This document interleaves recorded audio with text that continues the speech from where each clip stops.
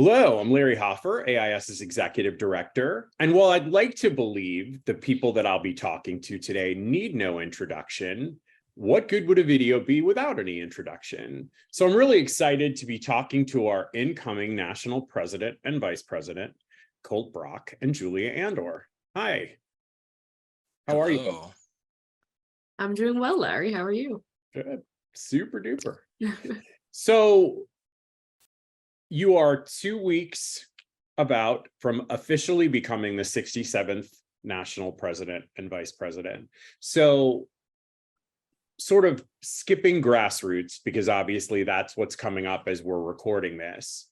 As you think about officially becoming president and vice president, what's the first thoughts in your head? So Colt, let's start with you on this one.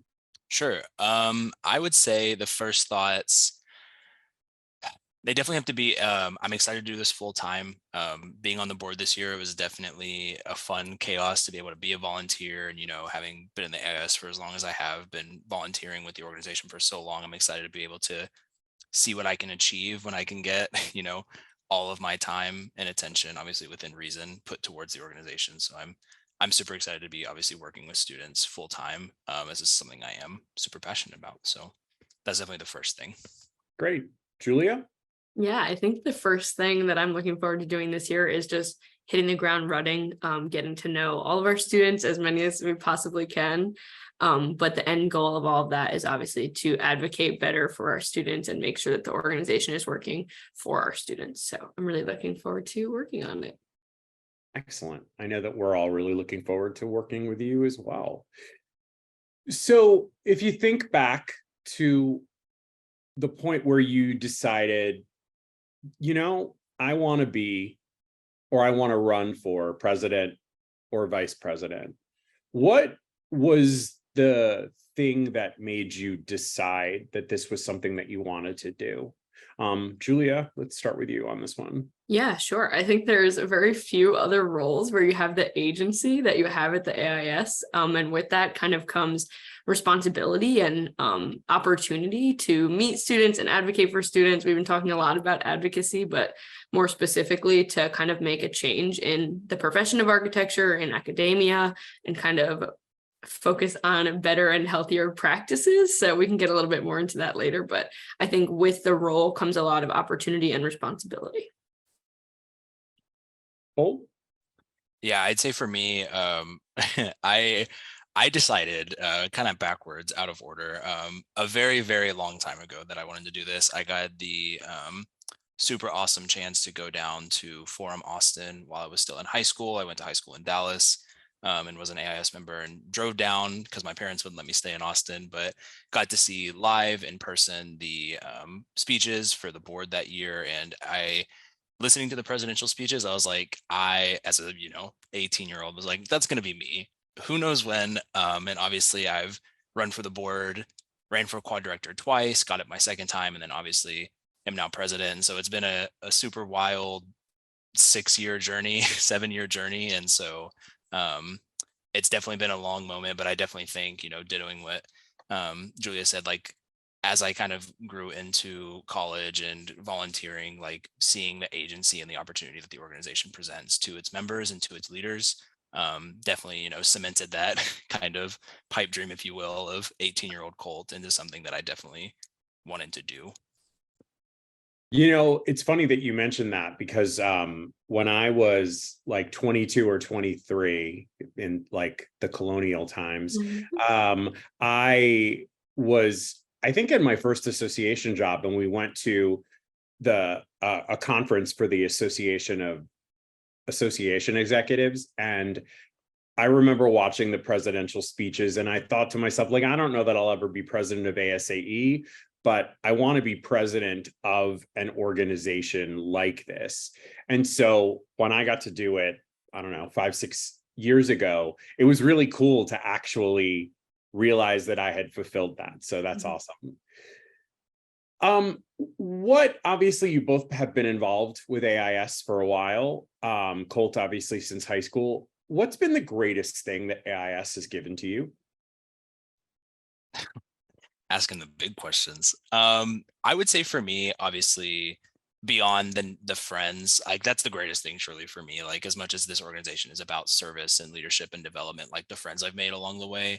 Um, but I think it personally has really just cemented for me that leadership looks really different, and that leadership isn't what you read in a book or what you always see on the screen. And so it really allowed for me to kind of go through highs and lows. Like being a chapter president during COVID, being a leader then was very different than what I traditionally thought being a leader was. And so for me, it definitely allowed me to give myself some grace and then fully develop into what a leader can be, but not necessarily what a leader traditionally looks like. So definitely that.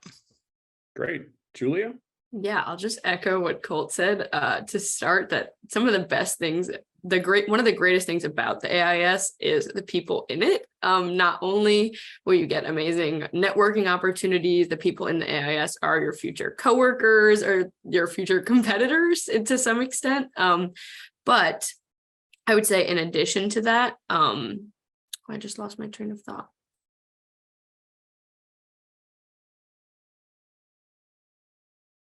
Give me a second. Oh, okay. In addition to that, it kind of allows you to grow into a leader that prioritizes those relationships with your collaborators, with other people. Something that's really important that I learned over the past 5 years in the organization is empathetic leadership, that nobody really wants to work with a leader that's not going to understand your circumstances or any other factors that are going on in your life. In a lot of ways, we know that people are still working on their schooling in the time that they're in the AIS. So that's something that, like Colt mentioned, we really have to kind of move with grace in the organization. And that's something that I was really happy to learn and kind of develop a little bit more over the past couple of years. So you both talked about friendships, relationships that you've been able to make. If we think about sort of some of the barriers to AIS exploding in terms of membership, we hear sometimes that AIS is a clique. So to those people who might be watching this or listening to this, what would you say to convince them otherwise? Julia? Yeah, I think what I would say is that the AIS really is what you make of it. There was a point where I wasn't a part of national leadership. I didn't attend conferences before COVID. And that was something that kind of kept me out of the social groups nationally to some extent. But I think kind of going out of your way to be a part and do the best work that you can and attend committee meetings and get involved in any way that you're able is only going to get you more connections and more friendships and more involvement in the AIS. So I started as a chapter leader. I made all my friends at my chapter. We had a really great thing going there, but I was also involved on national committees. That's where I met Scott and Jesse and our past president, Erin. And yeah, I just think from there, I was just getting more involved and meeting more people. And I would say that kind of breaks down all the clickiness. Great. How about you, Colt? I'd say for me, so again, coming from high school, I had being a member there and a chapter leader in high school, I had a lot of opinions when I got to school, and definitely at first my chapter definitely felt a little bit that way. And I think a big thing that, and it's a little easier for me to say being a extrovert and I like to talk, and if you come up to me at grassroots, you'll probably figure that out pretty quick if you don't know already. It was being outspoken, being an underclassman, being a younger student. I realized that a lot of the opportunities that a lot of the AIS was presenting was not geared for a first year student or even geared for a second year student. And it was having to kind of step out of my comfort zone. And past president, I believe that was the right number, Amy Rosen, they said it very, very well at their closing officer keynote in Grassroots 2019. You have to be comfortable with being uncomfortable. And I had to go out of my way to go up to these, third, fourth year grad students and say like, hey, frankly, the programming you're doing is not for us. And if you really want this to be great, then you need to be talking to us. And so what I would encourage people, especially if you feel like you're on the outside or you're not in a leadership position, is talk to your local leadership, talk to your regional or quad level leadership, talk to the national leadership, because we will work with you and with your chapters and with your regions to create that programming and identify those spaces that do work for you, because not everything in the AIS is for everybody. And so it's finding that niche. And sometimes your chapter might not be aware that they are operating within then a very small niche. So it's identifying those things and pushing through those barriers.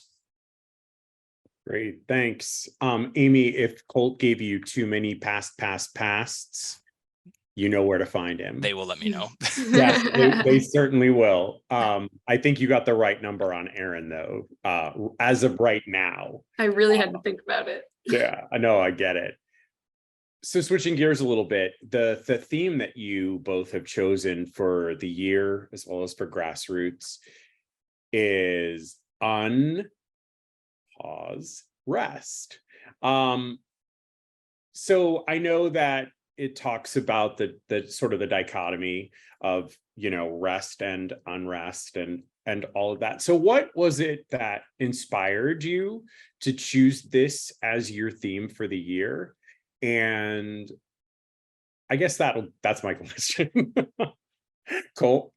Yeah, so if anybody out here listening knows Julia and I at all, you know that we are loud and we like to cause problems in the best of ways. So those are two things I think we can confidently do and will be doing this year. But I think the biggest thing is coming out of our year as chapter leaders and as quad directors, we kind of had this opportunity to begin breathing again. And, as the world has slowly, quote unquote, opened up more, we've had this opportunity to shift from focusing on internal, survival and being able to shift towards this more external push to continuing to advocate for our members and push for change within the field and within education again. And, we have been very lucky with our amazing staff and executive director and the opportunities obviously we've been given and within our schooling to just say we want to cause problems in the best of ways, and we want to for lack of a better word, fight for students, not literally.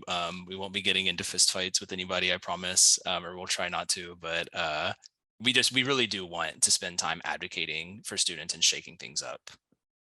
It's definitely what I think. And I also love the hyphen. If you know anything about me, I love those hyphenated slashes and everything in conference names. It's a little bit of a problem.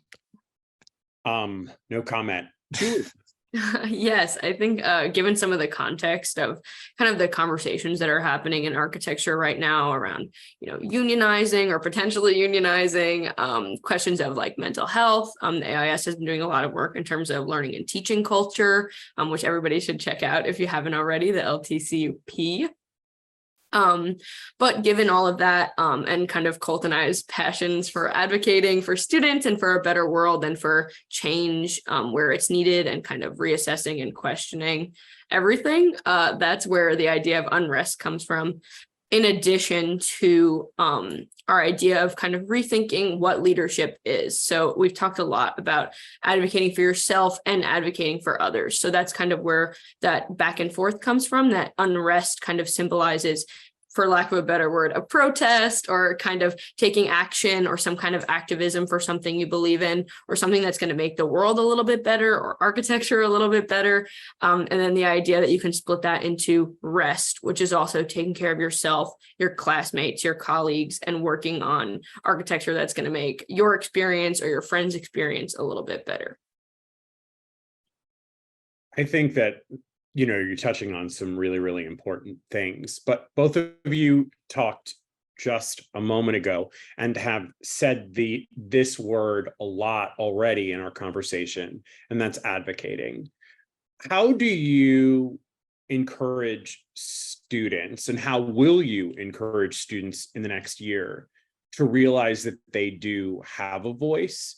I think that a lot of times the reality and the perception is that students are not taken seriously because, you haven't paid your dues, so to speak, or you're too young, you don't understand the real world or whatever. So how do you help, or how will you help our members and architecture students in general realize that no matter where they are, that they have a voice, and how do they find it?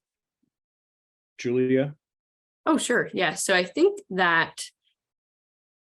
thinking about encouraging students to step up as leaders or step up as advocates comes from a lot of the things we've been talking about empathy. I think coming to a student as another student, or so sorry, I knocked into my desk. I think coming to a student with empathy is really important, and kind of creating those relationships with students will ultimately encourage them to get more involved or work a little bit more towards change, because I think that all of our leadership stems from comfort and relationships and feeling like they're being seen and heard. So kind of working to develop those relationships and make sure that all of our students and everywhere in the AIS feels like they have a voice and that they're able to make change. And I think Colt and I are great examples of that. They know us as as their past quad directors or as chapter leaders at their schools, and they can kind of see where they can go and what they can do as students. Colt? I think for me, one of the biggest things is going to be transparency. There's a lot that we do at the national level that we kind of, don't always talk about or put in the best light. And we have a lot of conversations that are not easy. And I think being more transparent personally with our members and about the things that we're working on and pushing towards shows that, like, you're not the only one at your chapter fighting this fight. There are chapters across the country going through and around the world going through the same things. There are, first through fifth year graduate, PhD, emerging professionals going through very similar struggles. And I think, like Julia said, showing empathy, being transparent, being consistent, and providing, the support and resources that our members need. And, sometimes it takes getting your hands a little dirty and, being in there and really just showing students, and from our side, getting our hands dirty, being in there with students and showing like, like you do not have to do this by yourselves. Like there's a reason that Julia and I are on staff and that we have this amazing team, and this support system of our board and our leadership is to support you. And it's making sure that the members realize that, you never are doing this alone. There's always this collective of people, whether they're at your school or not, that are rooting for you and supporting you and want to see the change that you want to make. And while we might not be able to support you in the literal sense and be there next to you, we are always here to help out. And it's making sure that people can see that and know that, and it's not just, implied. Yeah, I mean, there's obviously strength in numbers, and obviously the more members that AIS gets, the stronger voice that we have. But one voice is still enough to fill a stadium or to move something. I mean, you look at some of the greatest leaders in our world, who in some cases have been people that have been inspired themselves or, to just start themselves. So I think that that's a really great message. What is the one major thing that you want to accomplish in the coming year? I know that there are so many things, so I'm going to make it hard and ask you to pick just one. Colt? Me picking and only talking about one thing, that's a big ask. I think a big thing for me that's gonna be this year is man, there's a lot to pick from. I think it's creating efficient and impactful spaces and places for our members to be leaders and be advocates. And I'll just, to be specific, we'll talk about one thing I'm really wanting to rework and have been working on reworking our committee structure a little bit, not to reinvent the wheel, but to make them bodies that actually allow our leaders and people that and our volunteers that are giving their time, that they can see kind of the fruits of their labor and feel like they are learning things and taking away things and feeling the change that they are actually making to the organization. And so, yeah, definitely creating a more defined space for people to be leaders and advocates within the organization. I hope that was enough of one thing. I think that we'll let you pass. Julia? Yeah, I mean, we talked a little bit about learning and teaching culture earlier, but I think the idea of learning and teaching culture, the policy that we've created, we could support students a little more in enacting those policies or kind of reworking them a little bit. So I'm looking forward to doing a little bit of coalition building this year, to, like you were saying, Larry, create strength in numbers, and encourage a little bit of change at our architecture schools or at our chapters. And I think the things that students do are very impactful throughout the profession. If students feel like they're being treated unfairly at their schools, the likelihood that they're going to be treated unfairly in the profession is much higher. So I think we can start things from the grassroots level and encourage our students and our schools to establish healthy practices, to keep an eye on their mental health, and kind of work forward in that way. Grassroots, no pun intended. So neither of you seem like the type of person that is easily intimidated or easily swayed. That being said, is there anything that concerns you about the coming year? I mean, obviously there are going to be factors beyond everyone's control, hopefully fewer than have been in the last several years for our world, but is there anything that sort of goes through your mind as a concern or an issue to watch over the coming year, Julia? Sure. Yeah. I mean, I think it's obvious to some extent that this is the first time that we've been in roles like this. That's kind of the point, that you're graduating out of architecture school and serving in this role. So while it is maybe a learning experience, I think that's a good thing, in as well as it is maybe a concern. Because I think we represent the student voice very well through the semi-inexperience. But given that, I think that the year will go very well. And I think that the perspective that the officers bring and the ability that we have to represent students is what I'm looking forward to. Colt?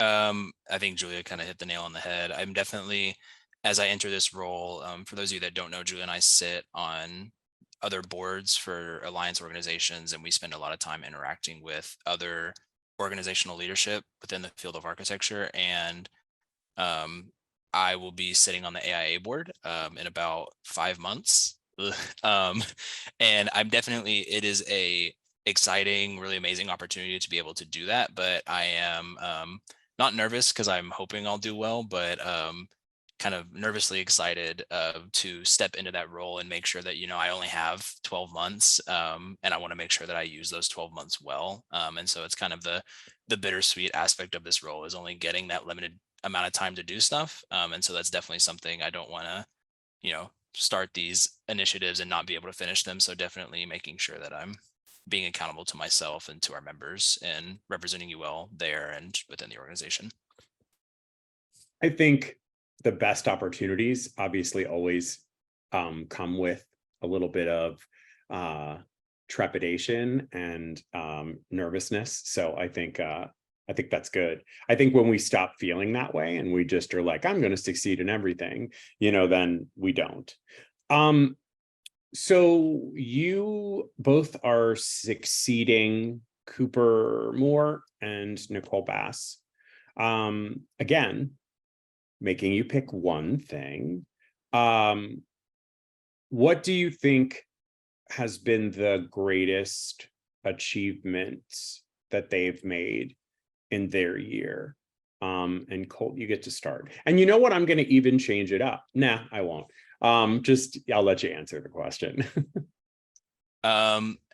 There's a lot. Like I said earlier, Julie and I obviously got to be on the board with Cooper and Nicole this whole year. And so being quad directors, we got to see, a lot of, frankly, the highs and the lows. And I would say a big thing that they really worked on this year. It doesn't always succeed. And we have to understand, in an organization like this, there's things that will, work sometimes and won't work other times. But I think they did a great job to make themselves super accessible to the members through town halls, through travel, and some of these things come with opportunities that we didn't have in years past. But really utilizing our virtual platforms to connect with our membership that is all over the place and not based here in DC like we are.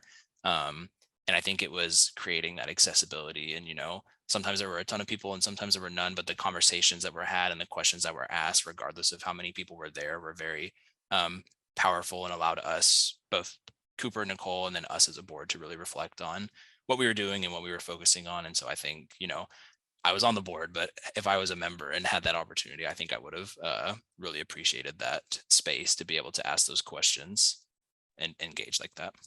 Great. Julia?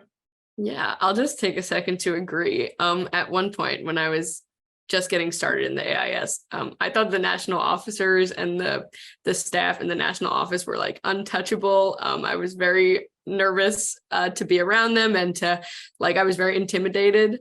I don't feel like Cooper and Nicole have had that same effect, if that makes sense. They're very accessible and kind, and when you do talk to them, you feel how much they care about you.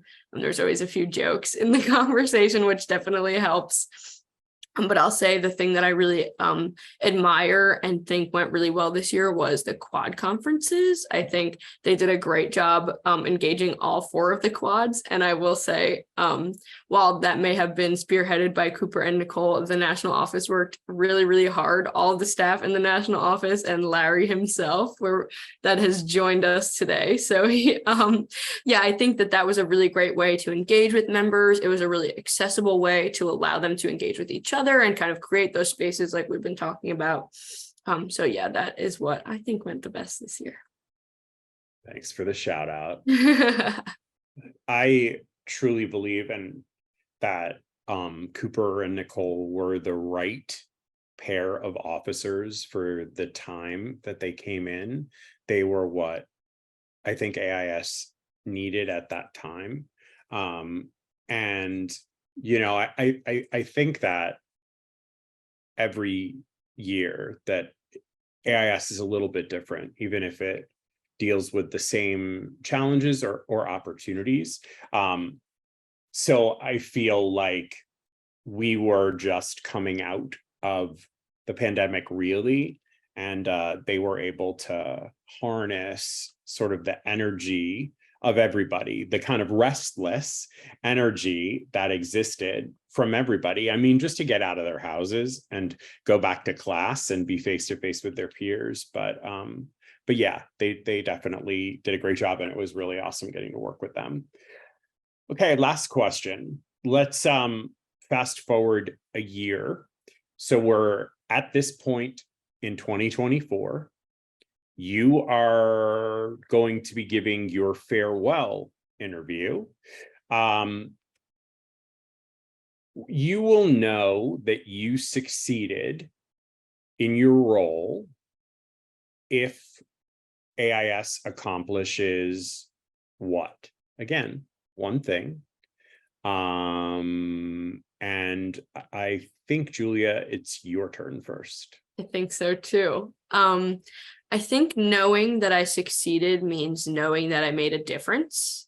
I'm not going to set the bar low and say one student, but really change does start with one student. So if I've had the ability to impact at least one student, I'll say it's been a good year. So obviously that's not the goal that I'm hoping to achieve. I'm hoping to impact a lot more than one student. But I think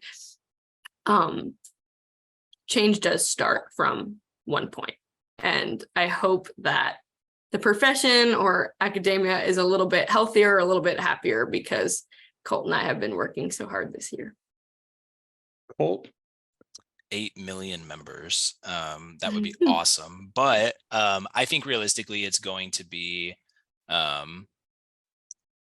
think it will be,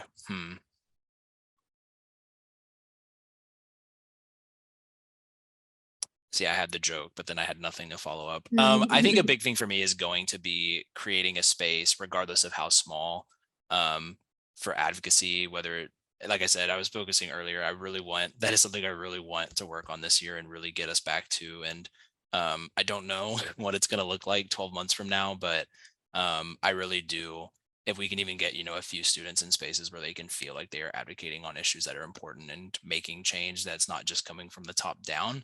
I think that's one of the great things about our organization is that horizontal change, not just the vertical change. And so creating spaces for our peers and fellow students to make change, I think, is going to be really important and something that is sustainable as well. Well, I feel pretty confident that given your passion and enthusiasm, both for AIS and for advocating for students in general, I feel as if when we have this conversation next year, you absolutely will have succeeded, because I think that you already have impacted students in your roles, both as quad directors and chapter leaders and board members. So obviously you have a bigger platform now. So I think that is definitely assured. So enjoy the ride. Obviously, over the next year, we'll be having this opportunity to kind of talk about how things are going and your leadership journey. I know that all of us here on staff are really looking forward to working with the two of you and are excited that you are here, although not physically right this second, but in Washington, and we'll be in the office. So good luck. Thank you. Thank you, Larry. I don't want to speak for both of us. I think we're both excited to be working with all the staff and the awesome team. So, and obviously all you amazing students, look forward to a year of seeing our faces, probably a little more than you want to, but we're very excited to be able to meet and chat with as many of you as possible. And whether you're a member or not, fight for all of you and work with all of you. So thank you, Larry, for giving us this time to get on our soapboxes and chat. Yeah, and I'll take one last opportunity to encourage students to provide feedback. The AIS works for you, and we're not doing anything if we're not fulfilling your expectations and meeting your needs, and advocating for you. Agreed. Well, thank you both very much. It was a great conversation. Definitely. Thank you, Larry. Thank you. Enjoy your day.